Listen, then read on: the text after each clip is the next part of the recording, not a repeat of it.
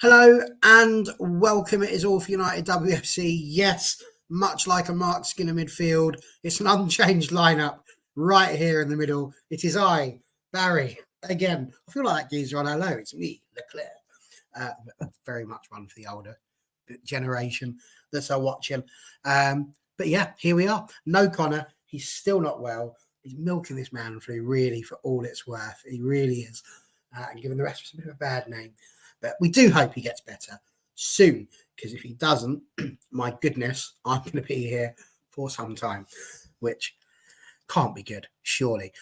Not at this late notice, but we did manage to get some rather wonderful people in. We, of course, have some of the usual Monday night crew here. We have got Charlie and we have got Jess, so lovely to have you both here. How are you getting on, Charlie? I'm getting on well, thank you. Excited to be actually previewing the Lady Ballers playing in a Champions League centred game. So I'm very excited actually to be here tonight. Thanks, Bazza. And is that a new shirt you've got there? Yes, this is my new it's my new top. I got my birthday. On the back of that one. You're never too old. Never too old for a name. Because it was Charlie's birthday at the weekend on Sunday. Charlie has reached the grand old age of 21 again. I wish. I've had loads of them now. I'm really good at them. There you go. So that's good news from Charlie. Happy birthday, Charlie, from all of us here at All for United. I'm sure there's going to be hundreds of messages floating through now wishing you a happy birthday and all that. So from that, we go all the way down to Jess. How are you getting on, young Jess? I am great, thank you. Like Charlie, I am just very excited to be previewing a actual Champions League game for the girlies. How exciting that we are finally here after many seasons of trying. We are finally here. It's nearly upon us, and yeah, I'm just proper hyped, to be honest. Absolutely. And do not adjust your television sets. That is correct. We have brought in somebody as the PSG expert. Even though he is a Chelsea fan. We do love a bit of Rob. Very nice of him to make some time in his diary for us. Rob, how the devil are you, sir? Bloody hell, I'm concerned I'm being described as a PSG expert. No, I'm very good. I'm very good. And again, to be honest, it's one of the things I do think Champions League nights are something really special. I've seen Chelsea have some really special ones, both at Kings Meadow and at Stamford Bridge. There's nothing compares to it. So yeah, my biggest thing to every fan there is enjoy it properly for the spectacle it is, because it is something really special. Absolutely that. And High Lane, you're spot on. Preview on a Monday. What is this madness? Usually we're sat here on a Monday dissecting the latest goings on that have been happening at the weekend. But we got rid of that, didn't we, on Saturday? And now all of a sudden, look at us getting ready for midweek matches when we're in the women's game. What's going on there? This doesn't happen. It's a bizarre situation indeed. Hello to all of you that are saying that. Mary Berthmas says hi Lane to you there. We've got a few of them. Look at these. You Marcus is getting in there as well. So there we go. And TJ couldn't be bothered to say happy birthday, so he's just pushed that all into one little bit for you there. It's very nice of you, TJ. Well done, sir. Okay.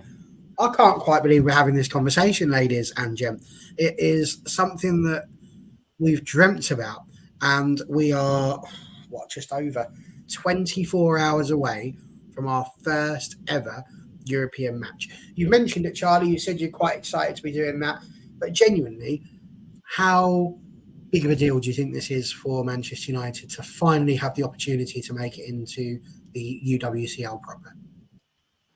Oh, it's a massive deal. Like these next two games are exciting because they're against a bit of an ever-growing powerhouse of women's football, aren't they? But I think it's hard not to look beyond these two games. Because that's what I'm thinking about. I'm just thinking we need to go to Paris with something to play for. That's a big thing for me. We don't want to go there facing a dead rubber, do you? But if we can nick a result at home and then park as a bus at Paris for 90 minutes to get through those two games and be, like I said, being the Champions League proper would just be huge. Not just for us, but I think potentially it will have an impact on women's football as well. I know lots of people hate to say it, but I think Man United Women has had a really positive impact on women's football in this country, and I think it would help continue to develop it across Europe as well. But yeah, just a United fan, I'm so excited. It's just another really positive thing about being a fan of the women's team when things are maybe a little bit trickier elsewhere throughout the club. But yeah, really exciting. Positive vibes is what I'm trying to send their way. Fingers crossed it goes well for us. Absolutely, fingers crossed. And as Sarah says here, the Champions League theme blasting out at LSB for the first time ever. Goosebump moment. Cannot wait. Here we go. The boss is in. He's just about awake, so he is watching. So let's make sure we completely rip him. We wish him well. Absolutely, of course. Jess. Same thing for you, really, as we've just said to Charlie. It's just something that we've wanted. I mean, obviously, 2018, we had that wonderful year where we made it out of the championship. We've had successive fourth place finishes to finally make it in the top three. And now for this situation to be less than 24, well, just about 24 hours away. What's your feelings just as a fan? I'm just really excited, to be honest. Like I said before, I've been waiting quite a while for this one, really. So the fact that we're now finally getting the opportunity to play Champions League football, going up against one of the kind of the biggest teams in Europe. Of course, we want to progress through this game and beyond. But yeah, one game at a time. I'm just so excited. I really am. It seems like it's such a huge moment. And yeah, to hear that Champions League song kind of play out tomorrow is just going to be insane. I honestly just can't wait. I'm actually tempted just to head up there tonight and just sit and wait because I'm just really excited for it. But I'm hoping we can take something tomorrow. You've got to be going to Paris kind of with something to play for, basically. Going there and trying to overturn a kind of loss or something like that is going to be a really, really big ask. So hoping for a good game tomorrow night. Absolutely. And Rob, you can take off your PSG hat for a moment and stick on your Chelsea one, because this is something that you've, I don't want to say taken for granted, but something that you get on a yearly basis, basically the opportunity to see Champions League football for Chelsea. What does it mean for you as a club? Can you remember the first time that Chelsea made it to the Champions League and how that felt? And how does it feel to continually just get there? Yeah, I mean, I was at one of our very, very early Champions League matches a long, long time ago when Fran Kirby scored Chelsea's first ever goal in the competition. It's something just supremely special about it. I think increasingly as it has grown as a tournament and with the restructuring, it has gained even further prestige. That's not also to belittle any team that's won it from before that. I know, again, I'll sort of, I'll say a rare thing here. The fact that Arsenal won a Champions League in the past, it shouldn't be ignored by the fact that it was a different format. Ultimately, you're in a competition to win it. And, people don't do the same with the likes of Lyon's Champions Leagues and the sort of Wolfsburg Champions Leagues. It is a phenomenal competition. You play some of the best teams. And I think, to be honest, playing PSG at this stage is actually a really good thing for United, because I think it gives you a proper idea. And I sort of said this, I've been talking to Connor quite extensively about the competition. I think the worst thing for United could have been getting a very, very easy draw, coasting through, and then being taught a lesson in the group stage. If you get to the group stage, it will be because you've earned it on merit. And that will be something that will give the players an awful lot of confidence. Now, I remember a couple of years ago when I watched Chelsea in the group stages, and we got a very, very tough group, and we crashed out of the group stages. And I said at the time, we've gone out of it not for any other reason, it's because we weren't good enough at the time. Same way, we got a tough group last year, and we topped the group because we deserved to do it. Teams don't just fluke their way through the Champions League. And you saw it earlier this year with Arsenal. Arsenal went into that game against Paris FC expecting just to coast through it, and Paris gave them a bloody nose and knocked them out. If United aren't at their absolute best, I've got no doubt PSG can beat them. At the same time, if United are at their best, I've got no reason why I can't see them, A, taking a result tomorrow, and B, even going and winning in France.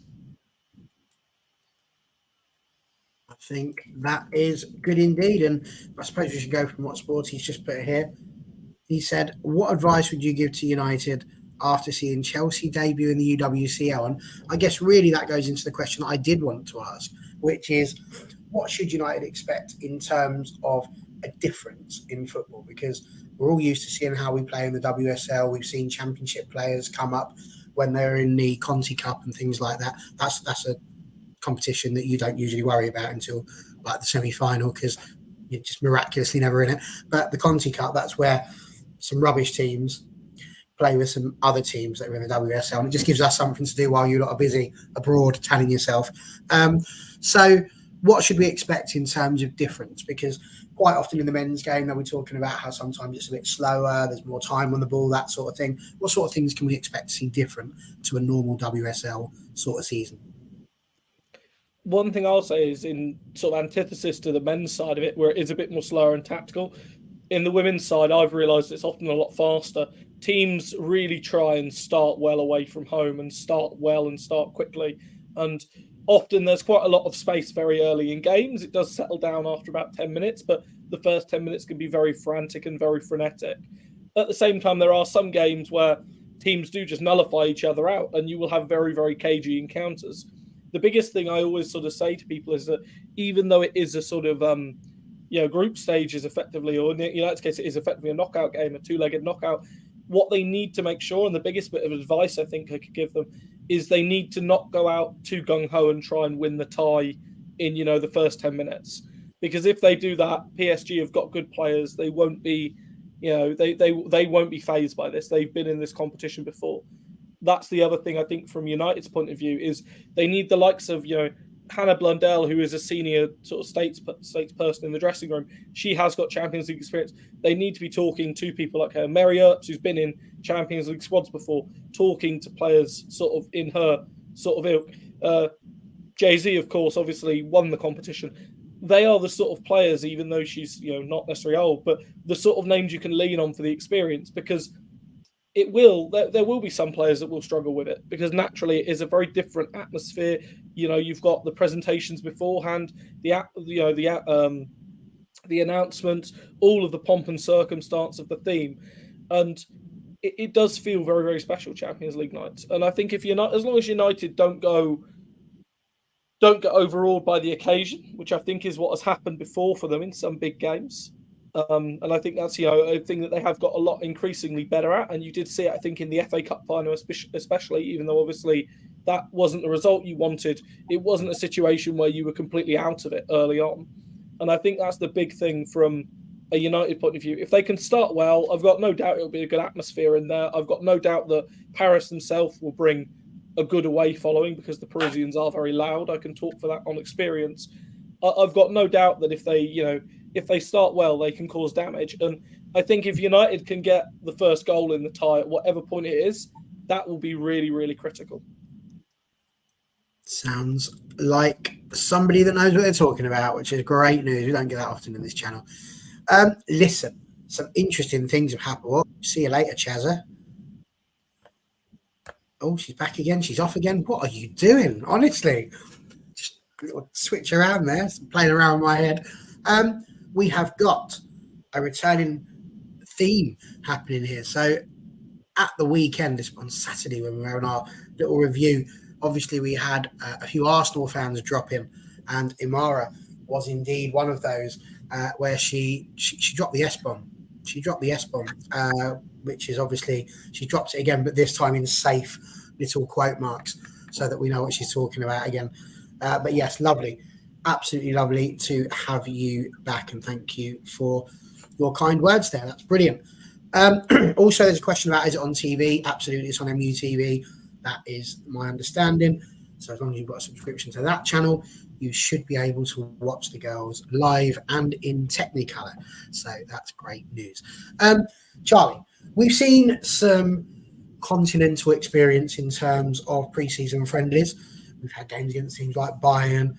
Have played PSG before in a pre-season friendly as well. Do you hold, maybe fear is the wrong word, but is there anything that worries you about going into these continental competitions? No, I don't think so. I think we have to be our absolute best. We have to play the perfect game. I think we have enough in attack, particularly with the new signings that we brought in, that we can do some damage. I'd be interested to know who everyone would like to see play in attack, actually, playing the forward line after the Arsenal game.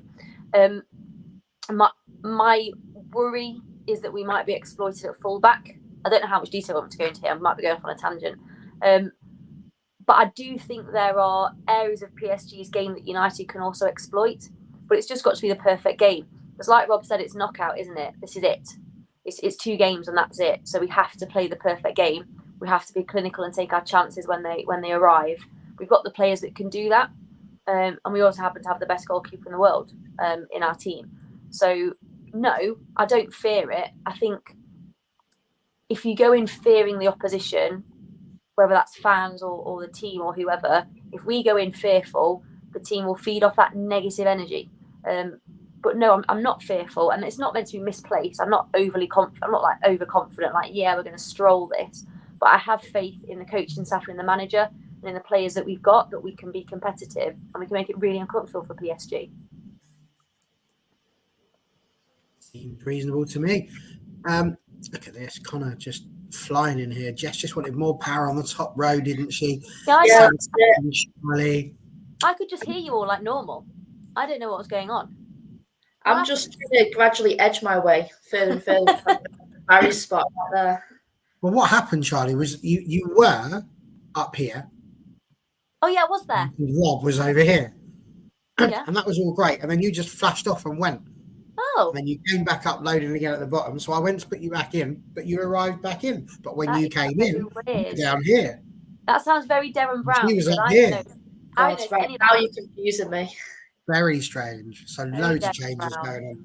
Yeah, do you want to do something that will really upset Connor? If I did this, he'd be like, oh my goodness, what's going on? Why is the host in the right corner? Oh my goodness.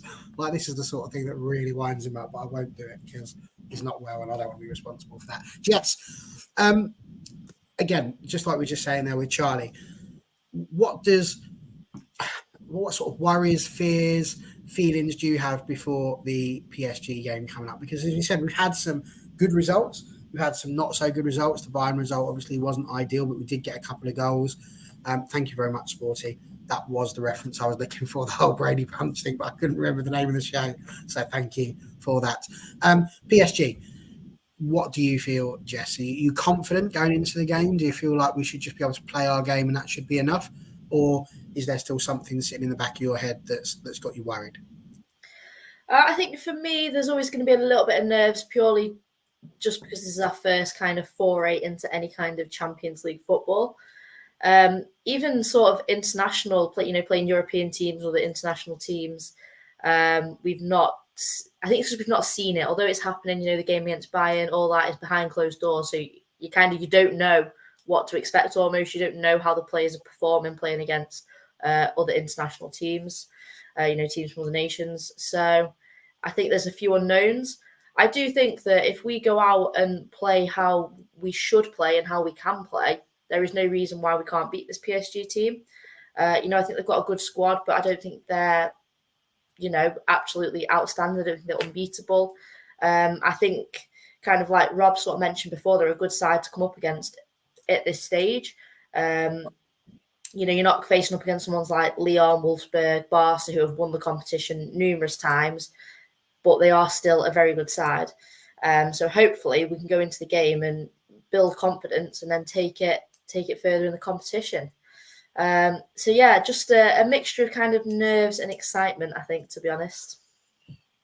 Which, let's be honest, is what you want in a football match, isn't it? That's the sort of things that you live for. You don't want to be wandering into like a game against Leicester where you feel like you're going to win it and then it becomes a problem if you don't, you feel like you're not done well. You kind of want that sort of, what Connor would call it, jeopardy, as we've sort of had against the likes of Arsenal and Chelsea and to agree Man City. It's quietly optimistic, I think. Yeah, which feels quite fair to me. Quietly optimistic. We've got the reasons to be optimistic, but yes, we don't want to get too big for our boots. So, Rob, again, time to put your PSG hat on now, because the little bit of research that I've managed to do tells us that they are currently 5th in, it said Women's Division 1 on their website, but I don't know, would that still be League 1 for them? Division 1 Arcama is the term. Lovely. So what he just said, they're in that and they're 5th, and they've got 6 points. They've won 2 games, lost 1. They've scored 4, conceded 1. They had a really good game where they beat Bordeaux 3-0. Then they changed their manager from one bloke called Pressure to what I presume is a lady because it's called Jocelyn, also Pressure.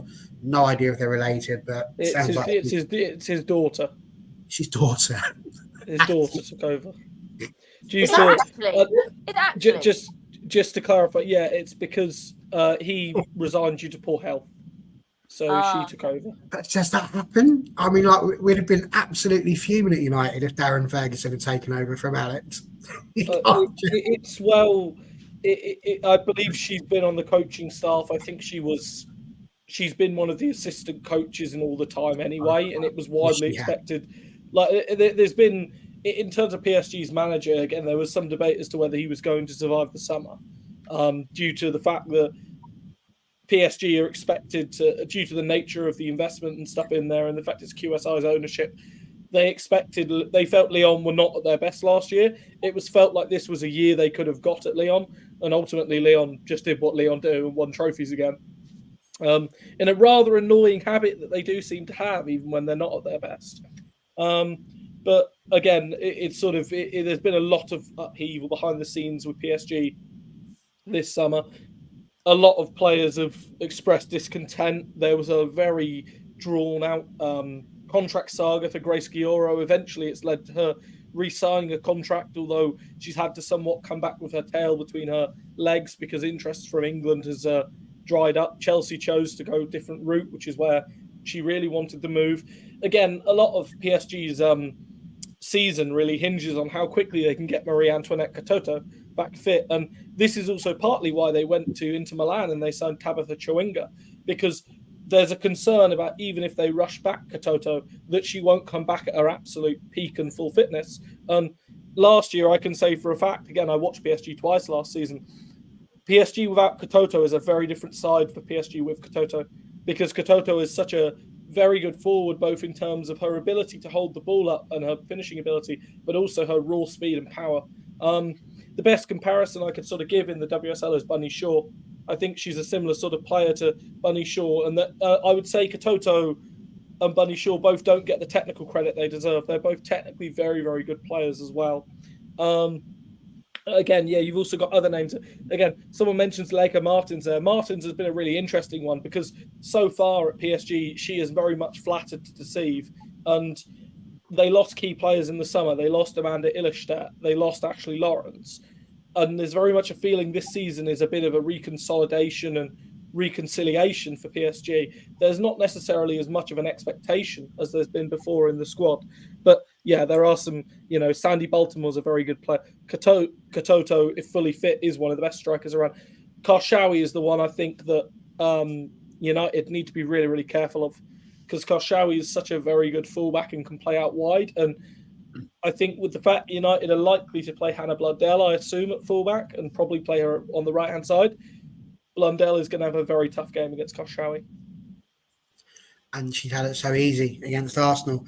But the second part of that question I wanted to get to was that obviously, like I said, they won 3-0. They then lost 1-0 to Lyon, who we know are obviously quite a good side. But as you said just there, they seem to feel like they can be caught this season. And then they beat Saint-Etienne as well, 1-0. So they're on a sort of a 4-1 goal difference. Should we read anything into the tightness of those last two games? Is that something that should give United, hope that our attacking impetus can breach their defences, even though it has only been breached once? But the fact that they're not scoring so many, it could be a tight game, but one that we can get into. Should we read much into that, or are these games just too unique for that sort of analysis? Yeah, I mean, it's interesting.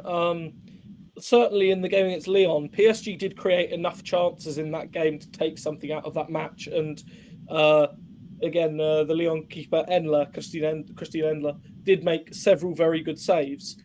At the same time, there was some real naivety from PSG. And one thing I think United really can get at PSG is their ability to press, United's ability to press and force them into mistakes. They will try and play out from the back. And they did this last year against Chelsea at Stamford Bridge. And Chelsea, they got away with it once, and about 5 minutes later, they tried the exact same thing. Except this time, Fran Kirby was aware. She pressed onto it. It was played on to Kerr. Kerr plays it on to Lauren James, and she has a tap in. I think if United can get the press right, they can really, really cause problems, because PSG won't try and go long. They will try and play the attractive style of football. In terms of the general sort of ordinance, I suppose, of Paris Saint-Germain this season, I wouldn't necessarily read a lot into the fact it's been quite tight. There are a lot of players in the PSG squad that were on international duty. In general, I think this is the case across all of the European leagues, and I've watched them. Players, all of them look quite tired after the World Cup. I'm yet to see a team that really, to me, looks like, okay, Barcelona, but Barcelona have the luxury of being able to rotate, about 11 players and still be far too good for their league. I've seen sort of every game I've watched so far, the players that were at the World Cup, they look tired and teams look lethargic. And I actually think this is what, could also benefit United, is the fact there are PSG players that have been at that tournament. They will be tired themselves, and you're early on in the season now. Teams haven't quite got to match sharpness. Maybe when you get to maybe the end of October, sort of beginning of November, you get to that point where adrenaline starts to get you through games more, and you get to that level of match sharpness. But at this moment in time, especially with the pace United have in the attack, I think they can cause all manner of problems to that Parisian defence. At the same time, and the warning I will give to United is that I do feel that the biggest battle, and I sort of said this separately to Connor before, United need to get hold of Grace Guilloro, because if Guilloro is allowed to play like I know she can play and is just allowed to dominate and dictate the midfield, then United will get flattened, because they will just have no answer to her ability. She is, again, a lot of people sort of say about her power and her sort of dominance. I look at her technical ability. She is one of the best passers of the football in the league, one of the best passers in the world. She's so good at scoring and turning up from the sort of deeper positions. She's very, very good in the air. This is what really surprises me. I would personally start both of them. I think both of them can cause real damage. I think JC's ability to run the line and run into channels is important. But I also think Mala is someone who has Champions experience. And just due to the fact that she's been from Lyon, again, I'm not sure what Melvin Mala's previous sort of footballing history is, but if she's any of them that has crossed the border from PSG to Lyon, as most of them seem to do, they end up hating one another, whatever side they've gone from. Let me have a look. No, she started off at Fleury. Yeah, I mean, she has an association with Lyon for a long, long time. That means it will have been drilled into her head to, like, any time you have a chance to get one over Paris Saint-Germain. It's, it's similar to City and United. They just hate each other. And any chance as any player, and I'm sure, she will get a frosty reception in Paris just due to the Lyon associations. But at the same time, and we saw this with Khadija Buchanan last year for Chelsea, she got a frosty reception due to the Lyon connotations. But I think that if you can, someone's asking who would drop to play both. See, my controversial view, and I've said this a few times, is that I think United should play a 4-3-3, but I actually wouldn't start Ella Toon. I would take Ella Toon out. I would start Lad Zellum and probably Lisa Narsland because of her defensive ability and her ability to break up play. Then probably JC on the right, Malar through the middle, and Galton on the left. And then I think that also gives you the opportunity that if you do get to a stage where, say, you're leading, you can bring off one of that front three, you can put Toon in there, and you can give that extra energy in the midfield. But what I have noticed at times with Ella Toon in big games, and I did think this during the FA Cup final and at times for England in the summer, she sometimes does struggle a little bit with the intensity of speed in the midfield. Well, there you go. Some interesting takes on that one. Vic, I don't think is calling you rude as such. She just a massive, massive Ella Toon fan due to the fact that they're from the same neck of woods. So there we go.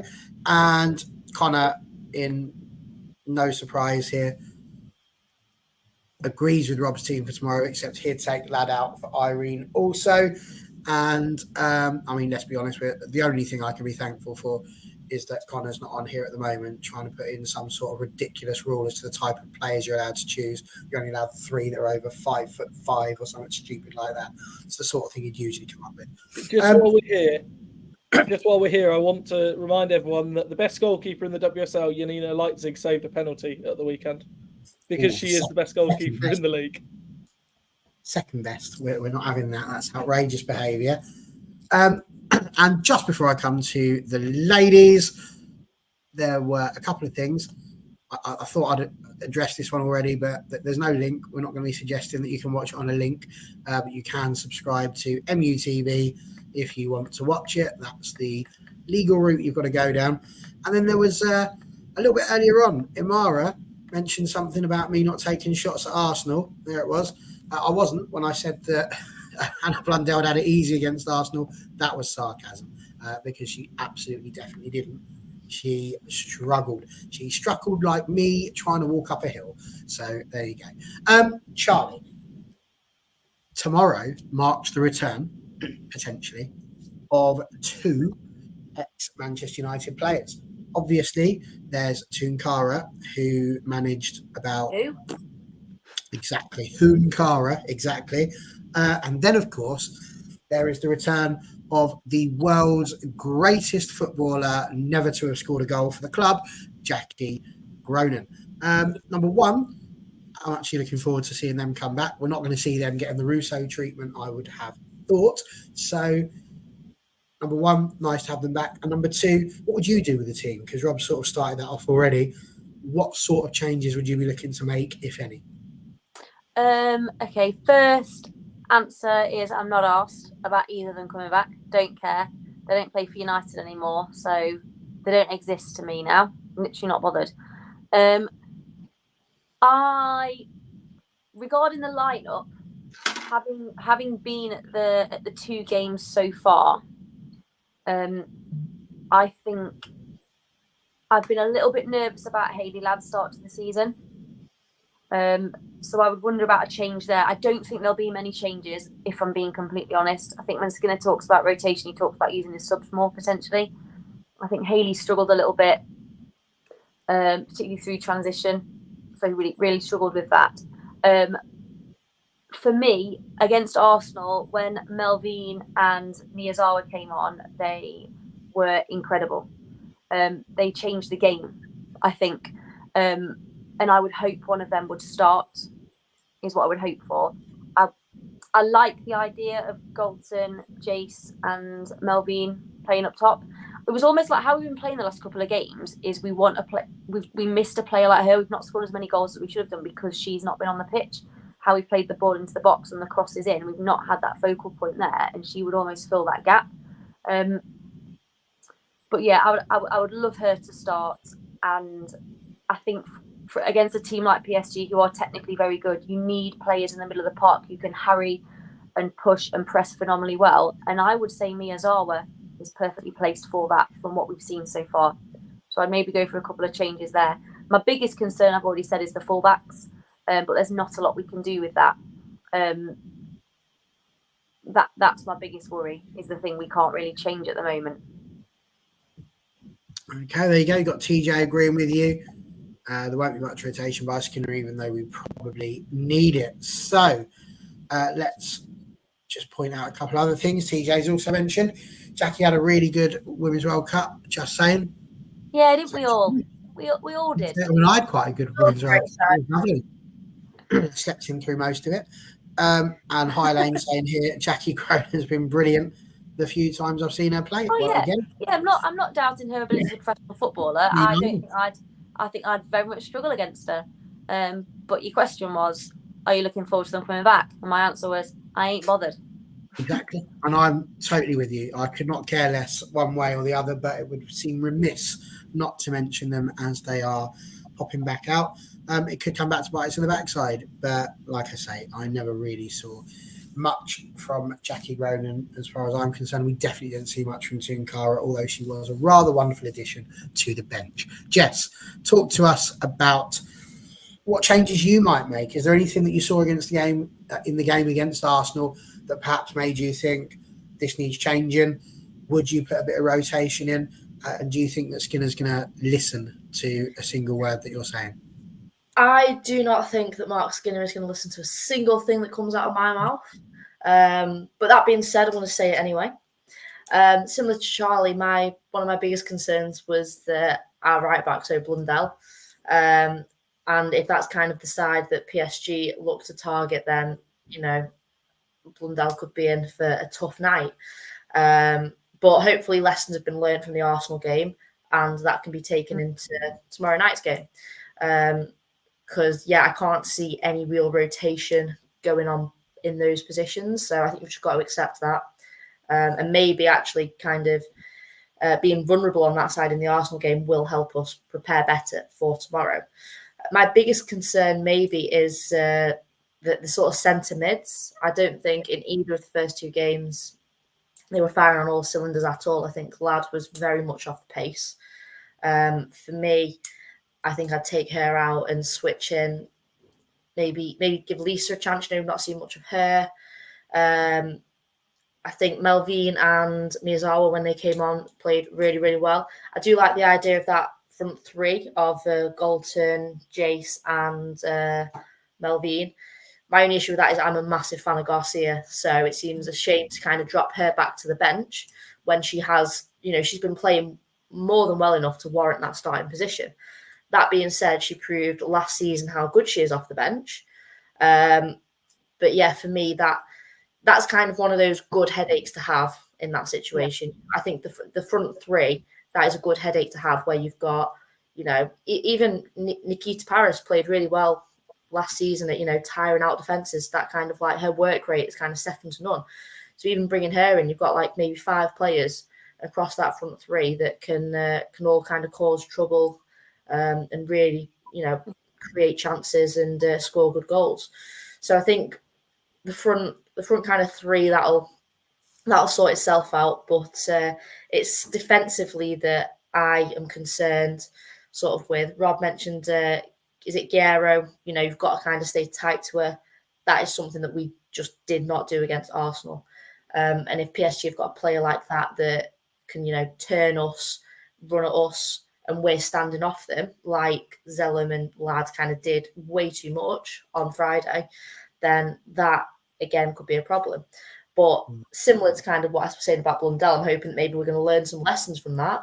And, those players, if they are going to start, because let's face it, it's highly likely that no changes will actually get made, that they're going to have learned lessons from that performance and thought, right, in this game, we need to be tighter to our players. We're playing high quality players here. You cannot give them any time or space. You've got to be in them, basically. So yeah, would like to see a bit of rotation in midfield, but it will be very interesting to see the lineup, I reckon. It could be like, Rob was saying when he's watched them a couple of times, and obviously when they played Chelsea not so long ago, that they were susceptible to a bit of a mistake when the press was good. That might mean that we see a couple of surprises in the lineup, because you mentioned Nikita Paris, for example, who last year did that job really, really well. Yeah, pressing the ball and working hard from the front. So you never know, there might be the odd surprise like that might have a scratch on our heads. But actually, if you think about the opposition in front of them and where they're likely to make mistakes, and it could be playing the ball out of the back. And we've been good at pressing. If you look at all the stats from last season, I think we were the team that won the ball in the opposition third more times than anyone else. So there is potentially something in that as well. We could see a little bit of a surprise based on that. Seems reasonable to me. A few things that have been thrown out there. So first of all, Sporty pointing out his side, which I actually quite liked. So obviously Mary in goal with Gabby, Mility, Maya and Hannah Blundell. So the same back 4. He would change the midfield. He would take out Lad, put in Irene along with Zellum, take out Tooney, Vic, and put Hinny in. And then he's also gone for Galton, Millard, and Jays would be his lineup in a 4-3-3, as Rob said, which is really good.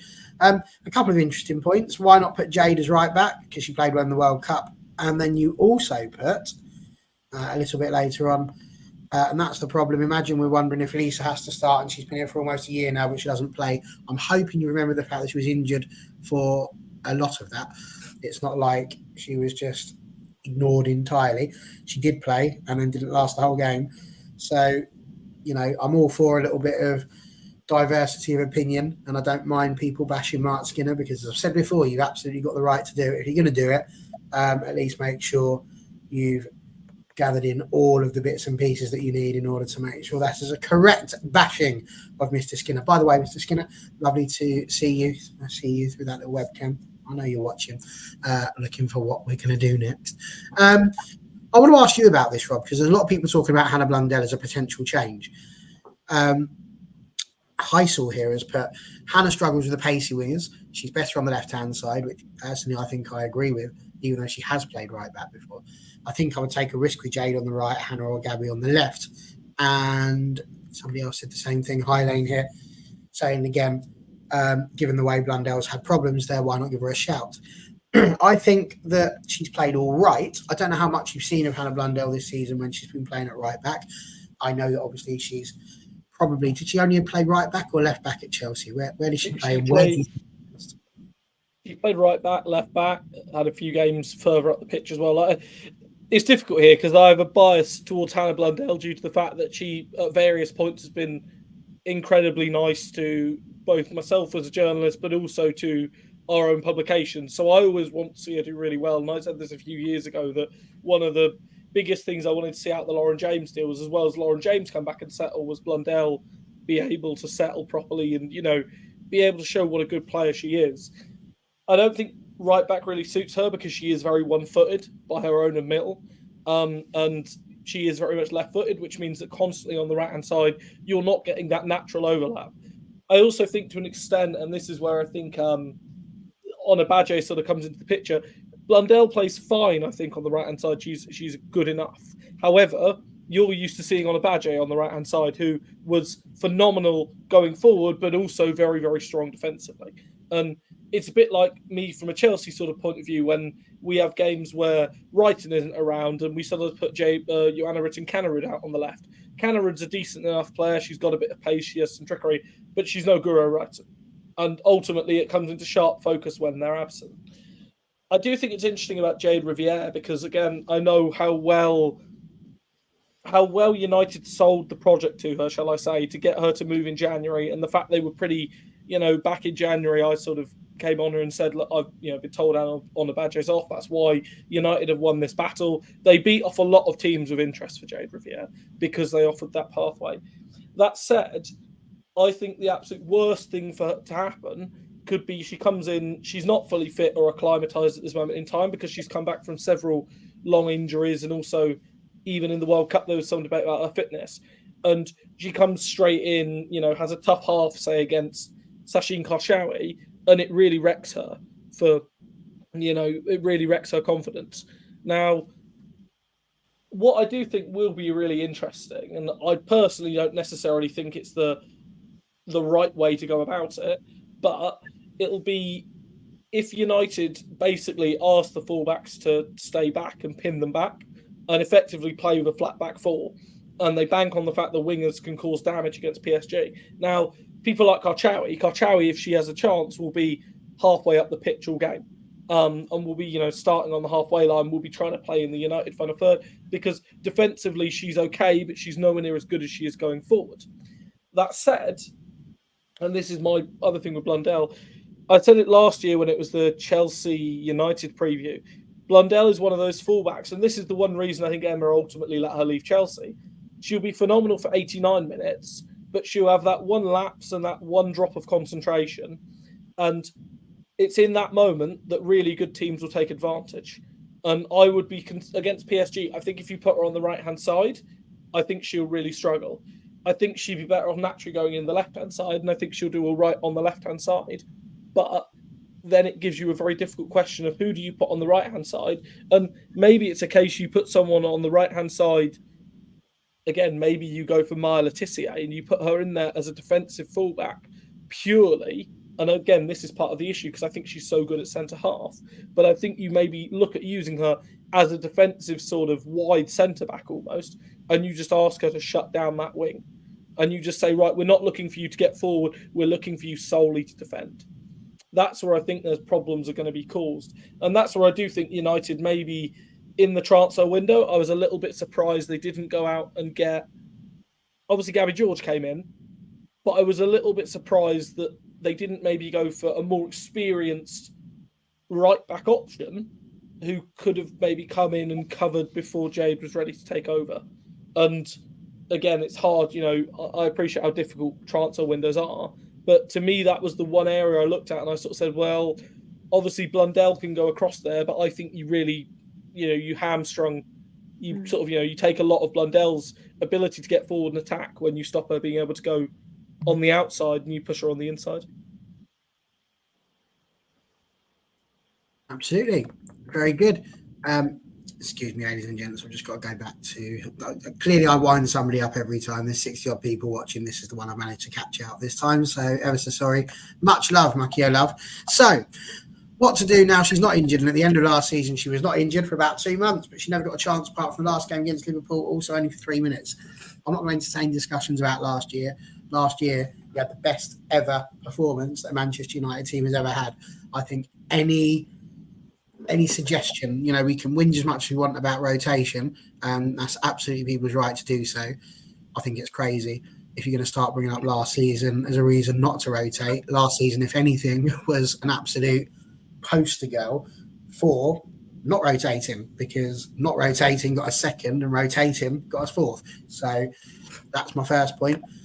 Back to what Rob said really about Jade. Ultimately, I don't think that he's scared of making big decisions, but it is a question, and a fair one, to ask why it is we have had so many players that have come into the squad that aren't necessarily used, especially when they come with big fanfare. So I think you absolutely have a point to be made there. Can I just make a point in contrast to that?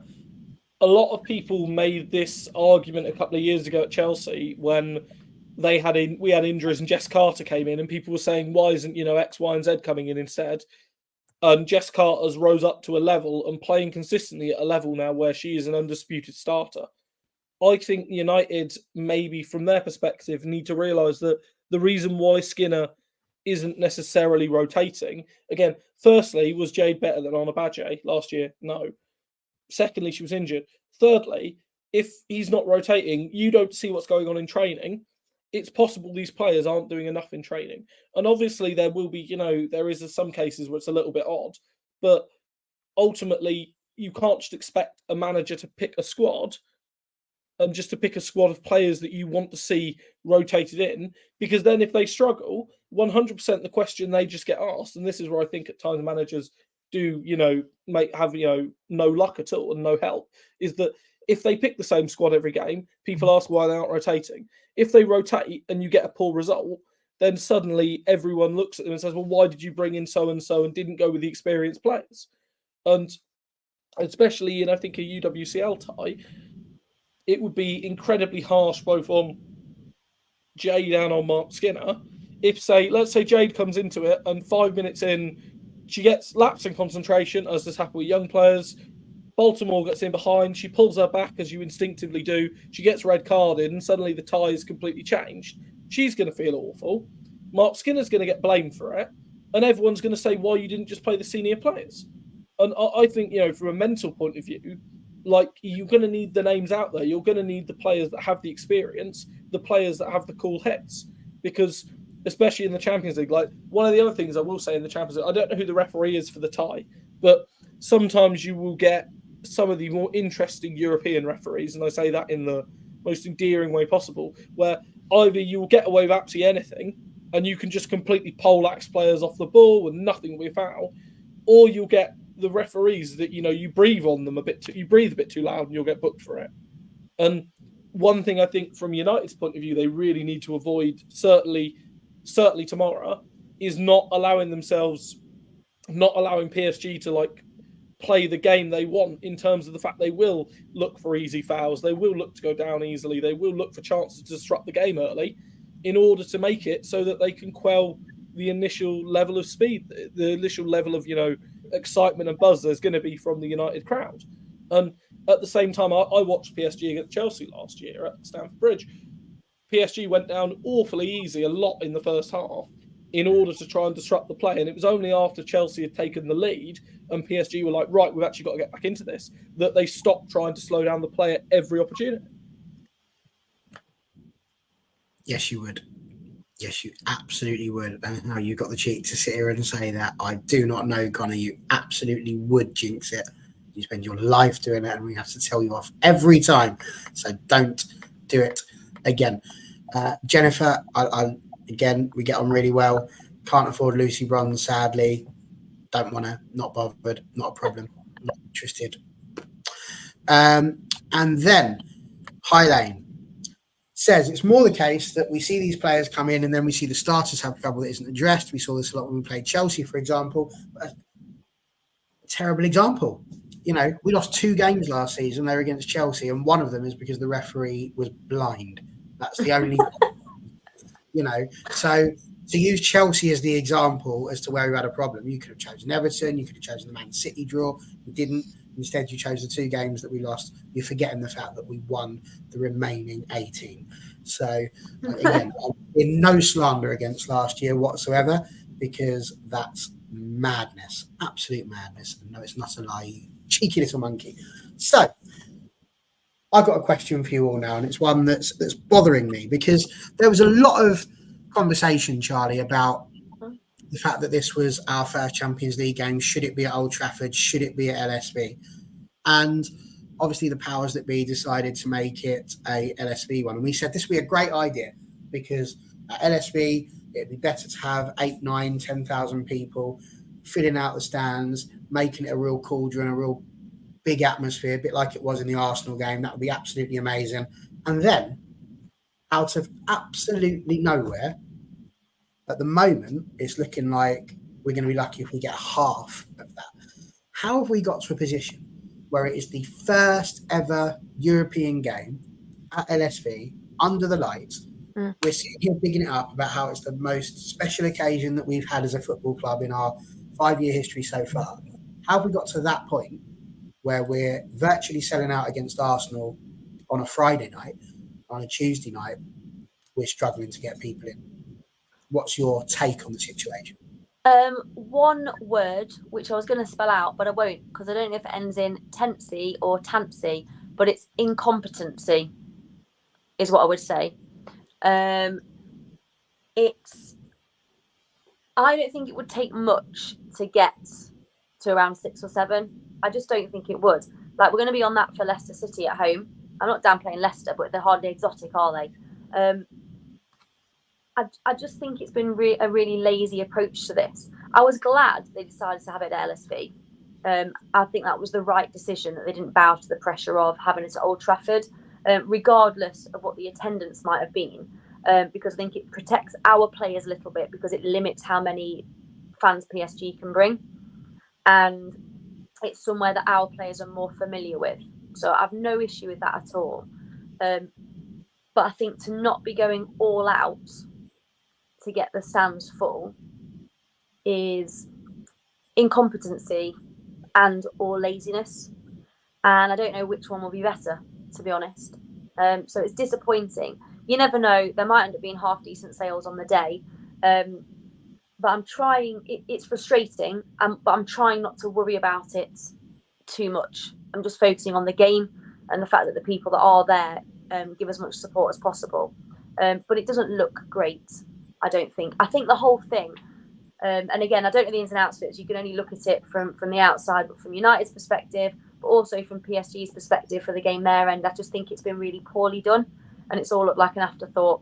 Because even the away leg, we've had to wait until less than 2 weeks before travelling to Paris to actually have tickets released from them as well, and it would just never happen in a men's fixture. And I know the argument will always be, there's more money in it, blah, blah, blah, blah, blah. It's just someone needs to do their job properly. That's all it is. From a promotionals point of view, from a communications point of view, from a ticketing point of view, people just need to do their job properly. And I feel like this showed again that in women's football, they're still fighting for scraps at times. And this shouldn't be. Yeah, that's disappointing. I think I agree with that. Jess, sort of whereabouts would you go with this? You know, Tony and Vic have both mentioned the fact that it's a Tuesday night, it's a midweek game. A lot of youngsters are at the game normally at the weekends, but school nights play a part, so they're not able to go along to those. Imara mentions about marketing. Like, what is it? Because genuinely for me, as a United fan and looking from the outside in, as you just said, it feels a little bit embarrassing that we're in a situation where we've not been able to fill out LSV for what is undoubtedly the biggest game in the history of the club so far. Yeah, absolutely. And I do feel like it dampens a little bit my excitement, because I've been waiting for this since since we knew we were going to qualify, basically. You know, Connor will tell you, I've been pestering him every couple of weeks, like, who are we playing? When are we playing? because I just assume that he knows everything for some unknown reason. I've been pestering him non-stop for information. But why am I actually pestering him? Why the club not, why have they not got a big marketing campaign? For me, in work, it's only a small company, but we all kind of pitch in a bit with marketing. So we will have like a marketing campaign. We will pick a product and that will be what we kind of focus on for a little while. But it seems like with United, and they must have experience because the men play so many different games, but every single one still has its own like little bit of marketing done behind it. But with the women's, it seems like, I think we kind of mentioned this pre-show, everything was just right, Arsenal, we've got a big game against Arsenal, let's sell out LSV. And then afterwards, it's like they went, oh my God, I completely forgot we've got Champions League in like 3 days. Quick, like fire out a couple of tweets. All they need to do is probably all automated. Get AI to do it. Just schedule a few tweets and ping it out. I do think that some of it will be because, kids go to bed or whatever they do. But I don't think that should make a big enough difference. We should be we should be targeting an audience of people kind of older that are going to come out and fill out these stadiums. So for me, yeah, it's a little bit embarrassing, but we've seen it before with kind of some of the games last season that you don't really hear about it. I mean, I feel like we're all quite heavily involved with the club. We will go out of our way to find out information about things. But if you're just kind of a bit more of a casual fan, you're probably going to need more than like a week's notice of a midweek game. So it is difficult, it's a professional sport. We can't just rely on kiddies every week to turn out and fill out the stadium. We've got to start appealing to a kind of older audience, I think, and just have someone that knows what they're doing in charge of some sort of media, I think, because the way they're doing it at the minute, it's just not the one. No, I think I agree with you there as well. Macchio Love's back, so we'll just take a brief intermission for this. Okay, let me really ask you this question. Do you really believe Mark Skinner is good enough to make United the best team in WSL? I don't know. It could be, might not be. What I do know is that the constant bashing that he gets is just unfathomable for me. I can't understand it. He's clearly the best manager that Man United women have had so far because look where they are. So honestly, I just wish more people would sit there and worry about the fact that we've got an exciting season coming up than to constantly just keep sitting there finding something that they can have a go at Mark Skinner for. So there we go. That's my opinion. Connor says, paying me to say it, I think Arsenal get 30,000-40,000 for this fixture. It's not good enough excuse to say it's midweek, in my opinion. This should be a new attendance record. I think I agree. Jennifer liked your soapbox, Charlie, so well done you. She actually has to sit on that, actually, because otherwise you wouldn't be able to see her, much like myself. I'm on a soapbox. I'm on an even bigger one. Oh, hello, she's off. But do you know what? Yeah, thank you, Jennifer. Thank you for having my back. I'd pick you to back me in a bar fight. Thing is, though, United are weird. Like, again, from the outside looking in, United are weird when it comes to the women's team. So they've and again, you wouldn't know this unless you'd been on like a random Instagram account of an employee for Man United Women. They've just built and opened this absolutely phenomenal facility for the women at Carrington, training facility. Because there's been all these jokes for the past 18 months, 2 years, United are training in a gazebo, an attempt. Yeah, it's because they've been spending millions to provide them with the best possible training facility of any team in the WSL, maybe even Europe, based on people who've been in and seen it. But don't say a bloody thing about it. They don't say anything about it. And that's a really positive thing that you can do, and you can sell and go, look, we're Man United, look at this training facility, look at these world-class players we've got training here, right next to the fellas. It's one club mentality. And they don't even advertise that, which is why, and that's like a pat yourself on the back moment, go for it. So I'm not surprised that they also therefore can't be bothered to advertise them being in the Champions League. It's just very strange. You need someone in a position who is passionate about it.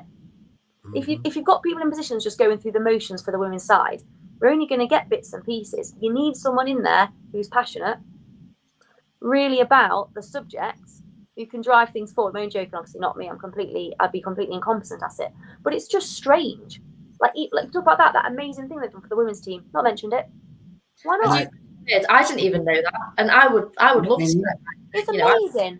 I'm big into like sport, football, love it all, fitness. So that to me, I'd love to see that. It was on. Is it Amy O'Keefe who was the nutritionist, but she's now obviously gone to England women's rugby union team. It was on her Instagram, a video. So just like an incredible facility. Instagram. Yeah, about being gutted to leave at this time because of what they're going to have access to. That's where I saw that. It's quite scary, isn't it?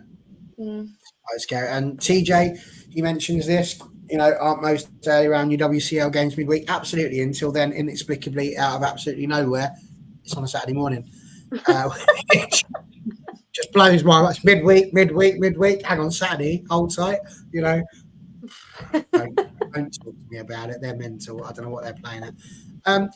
I did want to talk a little bit about this with you, Rob, in terms of that conversation. But just before I do, let me just respond to Vic. No, disclaimer alert here for me. I've not been to Man United Women since last year, a variety of reasons, not all of which I need to get to here.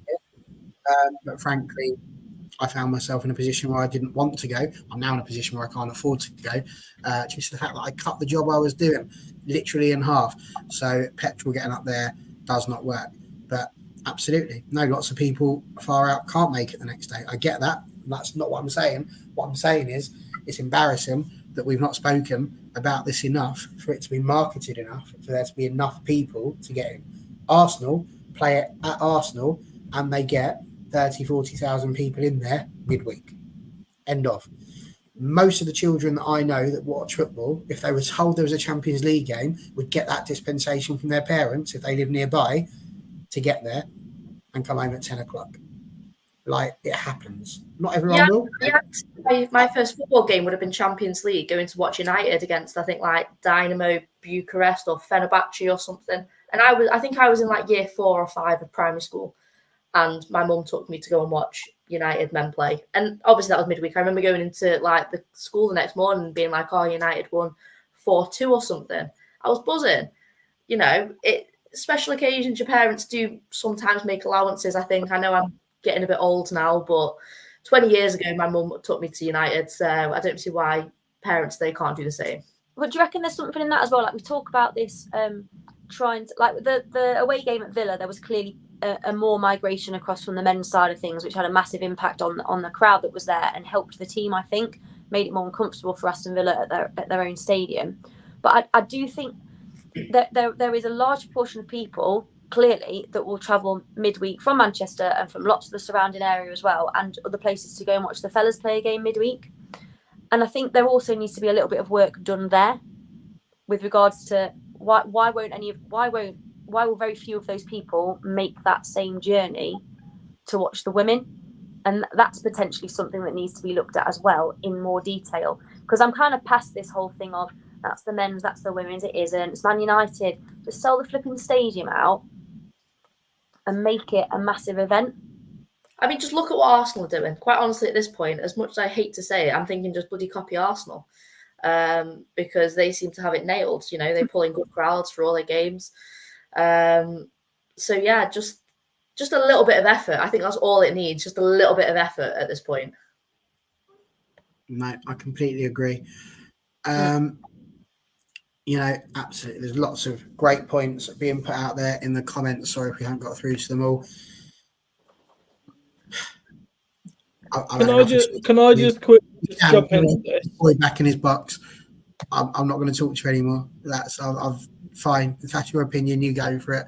But frankly, I think anyone who's sitting there saying that Mark Skinner's not good enough when he's done what he's done at this club, like that's not somebody who wants the best for the club. For me, that's just somebody that has got an axe to grind. And if you've got that axe to grind, I suggest you go away and sharpen it and enjoy it. Rob, crack on, sir. What would you like to say? Right, so firstly on that previous thing, you've got a Champions League match in 24 hours. It's the biggest match your club has played in this year. Stop going on about the manager. He hasn't selected the lineup yet.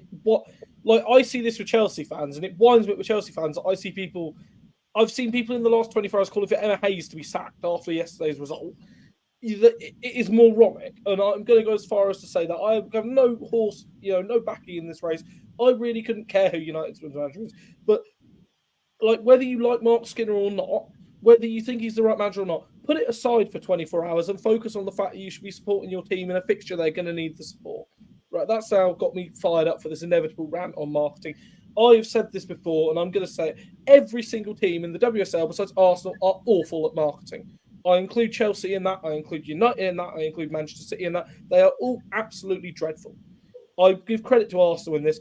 Arsenal have taken time. They've set up a strategy. They've built a strategy and they've focused on strategy. Chelsea have finally realised this year they need to start doing that and are taking the initial steps to it. From a United point of view, I really don't. There's a few things I think that you have to set as factors. Number one, getting to LSV in midweek sounds like absolute hell. Like, I imagine there's a special place in hell reserved for trying to get out of midweek LSV because of the fact of just how, getting there, getting through the traffic in the rush hour, getting out of the stadium. That is going to be one thing. Yeah, I completely agree. It was embarrassing and there were reasons for this, but ultimately they need to be addressed. And the big thing I think with clubs at the moment, it's all well and good going and saying, it's embarrassing, they must do better. Rather than doing that is putting actionable solutions in place. So the biggest things for United and generally for women's football, firstly, they need to stop just marketing it as a day out for young people and a day out for kids. Like, the majority of the people I know that I go to women's football with are either teenagers around my age and sort of young adults that have grown up through the period of women's football growing, or alternatively they're older people that have been going for some time.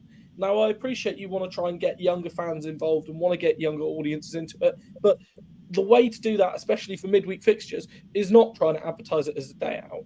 Secondly, that clubs need to stop focusing as much on gimmicks and start realising that you want to go to watch football. I know at United last year there was a lot of furore about the band being there. I saw similar stuff at Stamford Bridge and stuff. Great, if you've got that for kids and for before the game, great. But you don't need to make that the whole attraction. It shouldn't be a selling point. Ultimately, people are going to watch a football match and want to have a football match. Thirdly, and this I include across all of the WSL, it's not necessarily just United, but I think more effort needs to be made for the match day atmosphere in terms of encouraging an atmosphere at a game, and that requires stewards to actually know what they're doing. I don't know how bad it is at LSV. Kings Meadow certainly is very, very good. But some of the stewards at Stamford Bridge, you had people getting up and starting to sing songs and you had them telling them constantly to sit down and saying it's a safety hazard. Now, I'm sorry.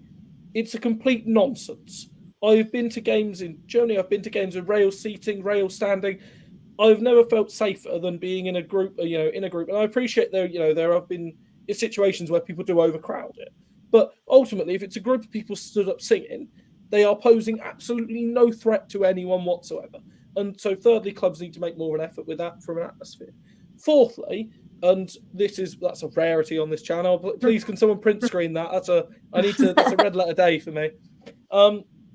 Fourthly, I think the communication wise, it's been terrible. Like, I know for a fact that obviously I know United fans and they've said to me they didn't even realise it. And these are people who I'd consider to be strong men's fans, but people who are becoming increasingly aware of the women's side. And one of them said, I knew we were in the Champions League, but I just assumed we were in the group stage because I haven't heard anything about it.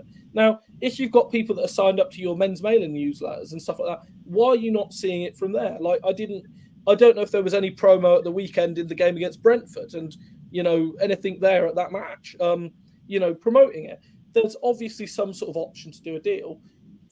Fifthly, I personally think it was wrong to play at LSV. But that was more due to the fact that I think you'd have got more people going, and this is kind of a double-edged sword. I think you've got more people going for Old Trafford just due to the fact they could go and say, it's at Old Trafford.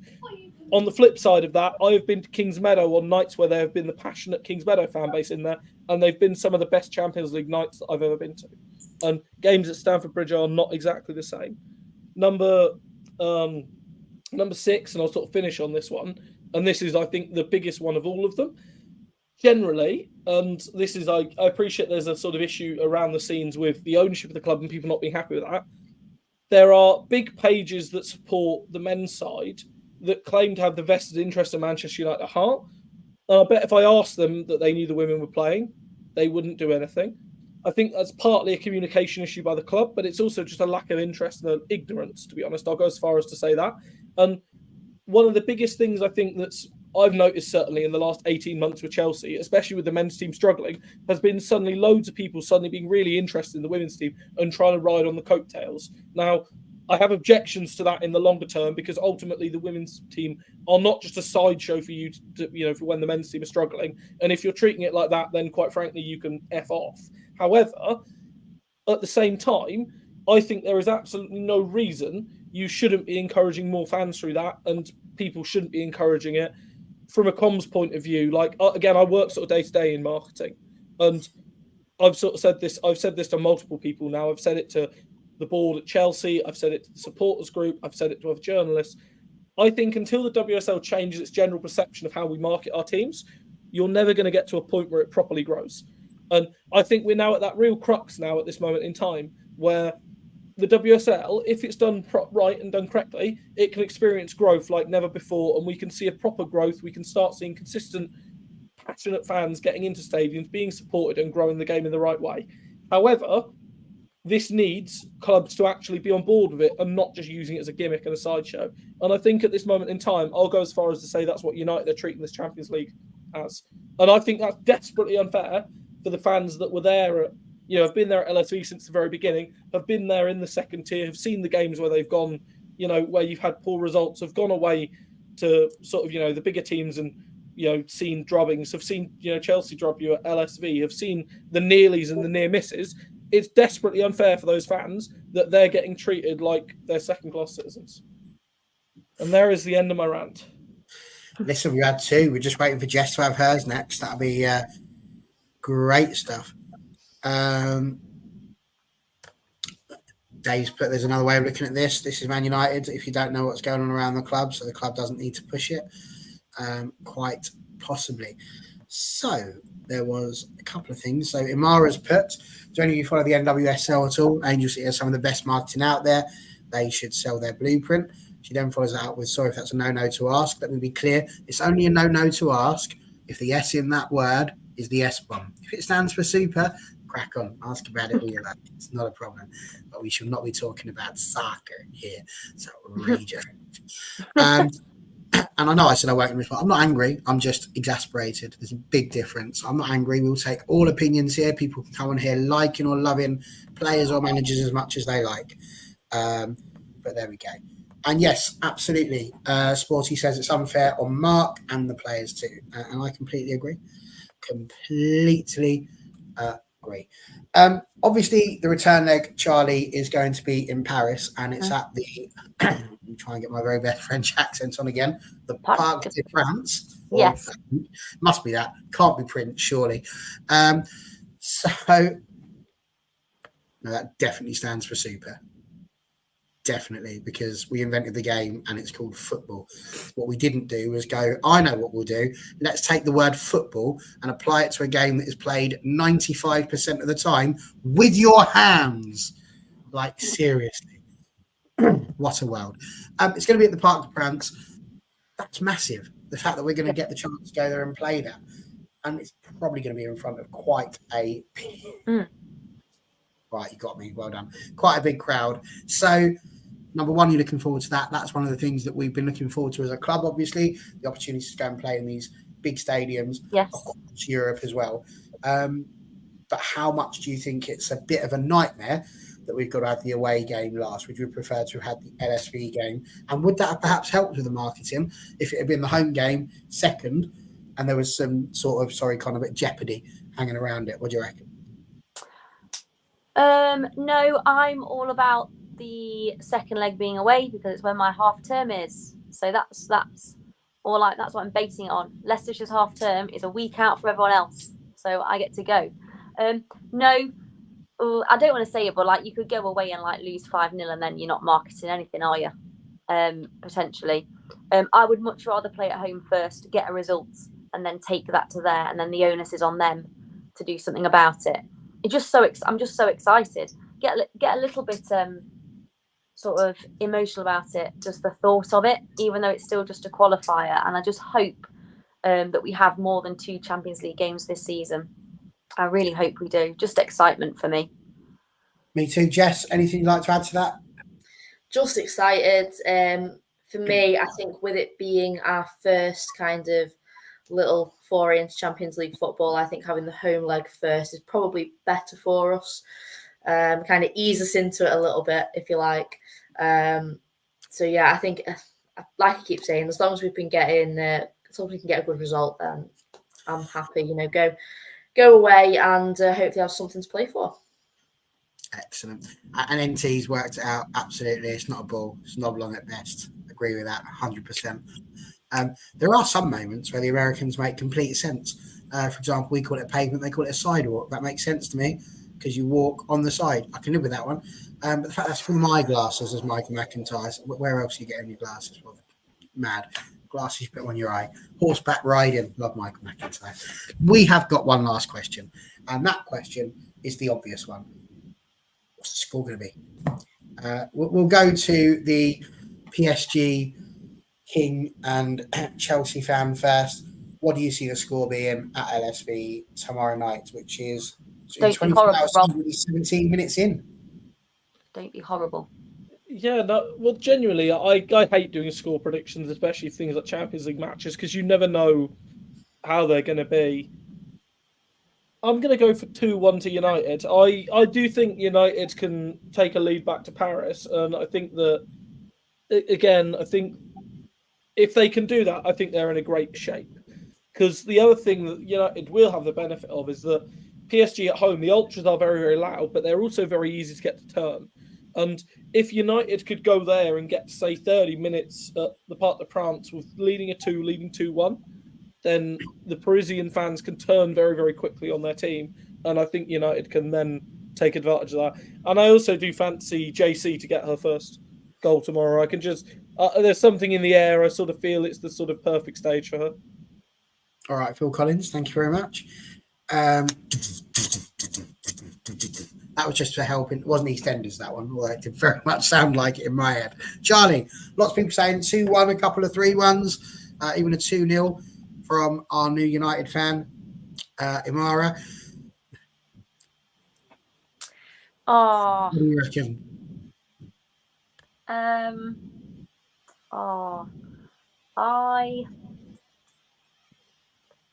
You knew this question was coming, Charlie. You can't be now 16 minutes into the show. No, I know. And usually I'm all for a prediction. You know that. I love a bit of predictions work. I think United win 3-1. Ooh. She's gone for the 3-1 as well. Okay. Jeff? I am useless at predictions, as I'm finding out in this new predictions league that I've been forced to enter against my will. Forced to, against your will. Well, tough. I'm going to say 2-1. Just play it safe. United are going to win 2-1. All right. Well, there you go.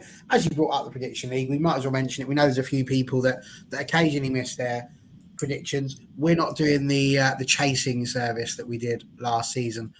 Because quite frankly, I'm a very busy boy, and Connor's in the middle of lying on his deathbed. So between the two of us, we've got a lot going on. So it's very much down to you. You're all adults here. You're all adults. You're all capable of making these decisions. So we will constantly throw the reminders out there, but we're not going to be doing too much individual chasing as it stands. So please do make sure you get your answers in. I've just updated the scores, so Connor will be around with. And oh my God, what happened here? Wow, just chuckled you United fan. Okay. And to tea maker as well. Like, as a Brit, why would you do that to me? Like, tea is my lifeblood. So, okay, well, I thought we were all friends here. Clearly not. I've enjoyed having Imara on. She makes me giggle. Here we go. You're right. You haven't, Connor, which is why I've sorted it out. But don't worry.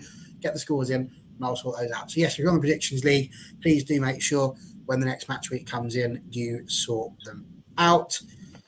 I knew that when I did it, but you're ill, so I'm letting you off. What I haven't told you is that in December, I'm having a week off. So we'll see how I'm not really. I love it too much. And the last thing that we need to talk about is the FCAs. If you've been voting for us, thank you very much. Really appreciate that. Don't do it anymore. It's done. The lines are closed. Your vote won't be counted. But you may still be charged, so don't do it. That would be crazy. All that's left for us to say, really, is it's nearly there. It's less than 24 hours. It's less than a day away.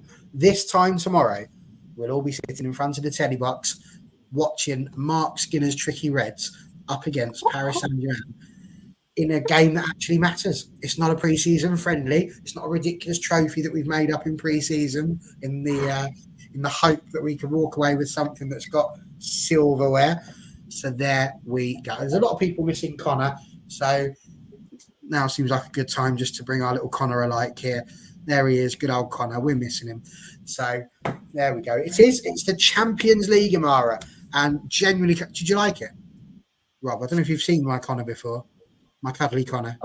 Phenomenal, to be honest. Spitting image. I can't Spitting tell the image. difference. I really cannot. It's the same. Can't tell the difference. No. No. The only difference is he would have a little red nose now. That'll be about it. Just like Rudolph. So there we go. Right. I think that's about it. I don't think there's anything more. Absolutely, TJ. Feel better, Connor. We know that you're going to be back very soon. I don't know where the next one's meant to be. Wednesday, I think. We've got a review.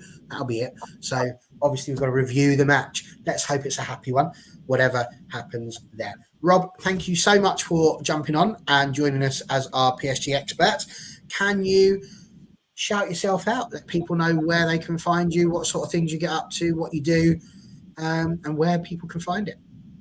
Yeah, so firstly, to any actual Paris Saint-Germain fans that watch this, apologies for A, butchering players' names, and B, probably not knowing that my knowledge of your club dictates to full 90 minutes over the last 12 months, which is probably more than most of these Sky Sports pundits will actually have of Paris Saint-Germain, actually. So, sticks and stones. You can find me at journalism_RP now.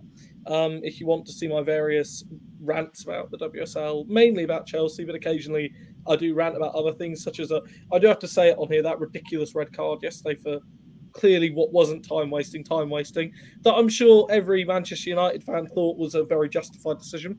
And you can also find me at FBall on Twitter, and we are now part of the DAZN group. So yeah, look out for, again, DAZN and our sort of coverage of the Champions League this year. So look out for that and hopefully being involved in that. I would love someone to explain to me how on earth the letters D-A-Z-N spell DAZN. I feel that was made by a Welsh person in the same way that you can put a P and a W next to each other and make a sound. I don't get it. It goes against everything in my fibre as a teacher to understand that. Charlie and Jess, as ever, thank you very much for joining us. Charlie in a brand new shirt. And of course, Jess over there, who has handled herself brilliantly considering she's absolutely shattered. Will Connor the Red-Nosed Reindeer be this year's Christmas song at the last game before Christmas? If he's still got his red nose by Christmas, then there's problems. But I'm sure there will always be the fact that Connor's quiff is 2 feet tall, sung loud and proud at every game. I'd be amazed if it wasn't there tomorrow as well. Apart from that, we'll be back Wednesday, as we say, for a match review. And then I think we're playing again on Sunday, so there'll probably be a preview on Friday. So it sounds like a Wednesday, Friday sort of week. Just keep your eye on the socials. That's where you need to be. That's where everything happens. Other than that, it's been a blast. It's 24 hours away. We're all going on a European tour. I bloody well hope so. See you later.